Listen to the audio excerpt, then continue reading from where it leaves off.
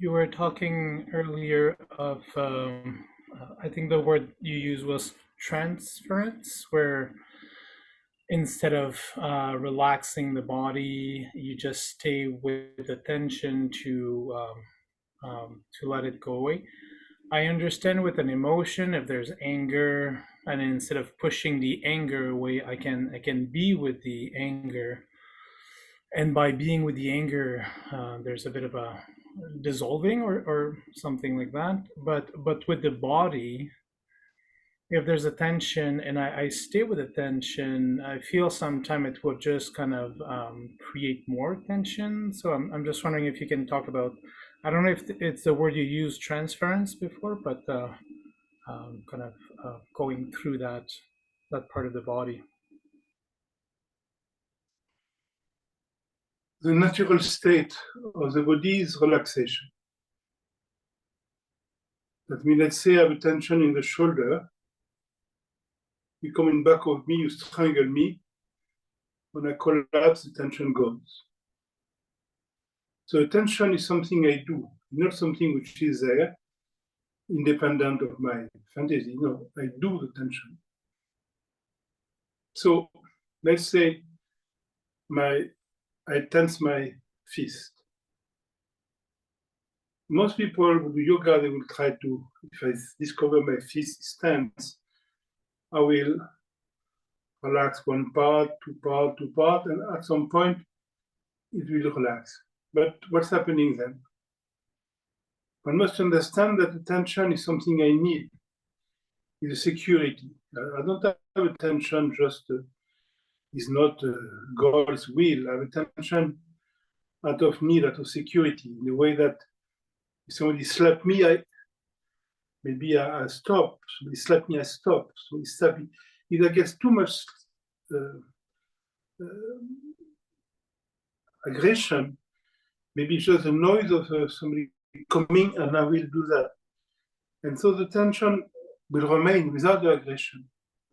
So originally, tension is nothing wrong, it's something functional.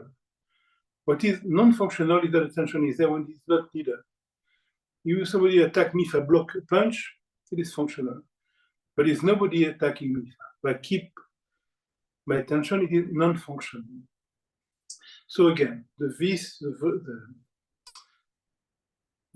is tense.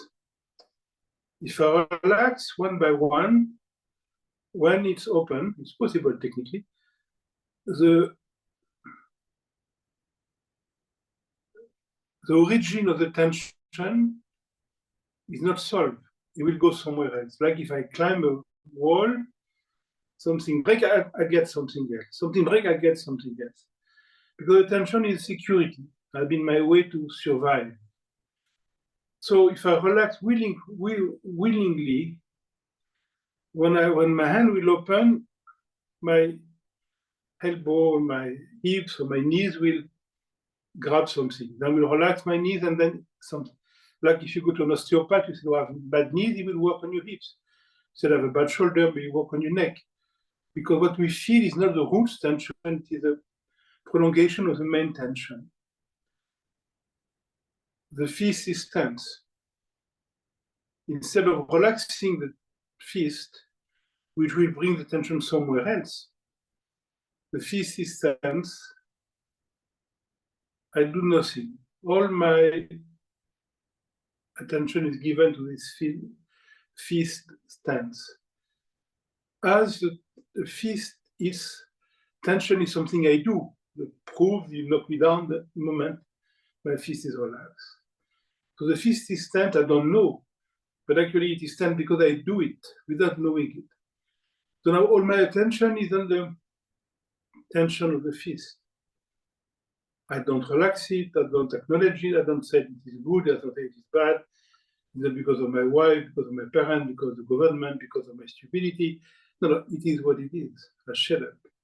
I feel it. It is hot, it is warm, it's a tactile experience. Sooner or later, in this openness, all the energy which are in listening are no more in doing something. And when I don't do tense my fist, slowly, slowly. The fist will untense. At that moment, the energy will free itself, reduce into awareness. But if I do it willingly, it will go somewhere else because there was a security. I grab that, you slap my hand, I open it, but I get something else. So that's why we never relax, because relaxation is escaping the problem. Relaxation is like every evening you have a scene with your wife, and then you go in your room and you do yoga and you meditate, and it's okay. And the next day you have another scene with your wife, and then you go in your room. Yeah, all your life, that's escaping. We don't escape. There's a problem, we face it. Why? Because that's the only way to live.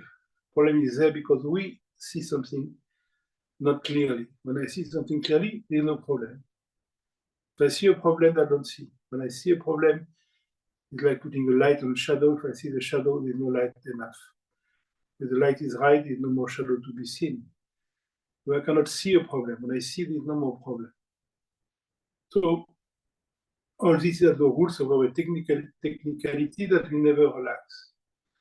It may happen by itself. Sometimes I may discover I may feel my shoulder is up, and the very fact of feeling it, yes, it's relaxed, but I don't do it, it doesn't happen. That's part of the technical, of course. But we never relax willfully. We never try to relax. We feel the tension. And when there's an emotion, we feel it. It's not good, it's not bad, I don't deserve it, there's no why I feel it's a feeling. And by feeling it, it begins to unravel. By unraveling, something happens slowly. But it is the same thing. It may be longer than just doing yoga and relaxing 1, 2, 3, 4, 5, but it affects relaxation. Then something else will come. So in tantric approach, we don't escape problematic. There's a problem, we face it because the problem is our point of view. So we are eager to challenge our point of view. Why do I think there is a problem? This is not a problem, this is not a problem. This is terrible. Why? What is my problem to think this is a problem? So it is a challenge. It is the same thing in body work. So we don't relax as such. Pedagogically, maybe sometimes, why not? The theory and technique is not the same. So theoretically, we never relax. Practically speaking, maybe in certain cases, we may suggest somebody to relax some part of the body. But it's a kind of exceptional moment. In theory, we don't go towards relaxation, we go towards feeling, openness to the tension. The nature of the body is relaxation. So when we abide in listening, the body would follow naturally. You don't need to do anything about it. And then, sometimes, in feeling the tension, there's a kind of intuition will come, and then you may be right. Then there's something to do. But then I don't do it against the tension. I do it from the listening to the tension. I may have to do a doctor, I may have to see a surgeon, I may have to change my food, I may have to change my wife, I may have to change my car, I may have to change my life. Yes, sometimes it does happen. But I don't change my life in order to change. I change my life because the listening or the fact unravel as changing my life. The listening of my shoulder make me understand I must see a therapist. The listening of my heart problem induced me to the fact I must see a cardiologist. So action may happen, but it doesn't happen against the problem. It's happened as a following the listening of the problem. And so eventually relaxation may happen, but from listening to the tension, not as a tool against the tension.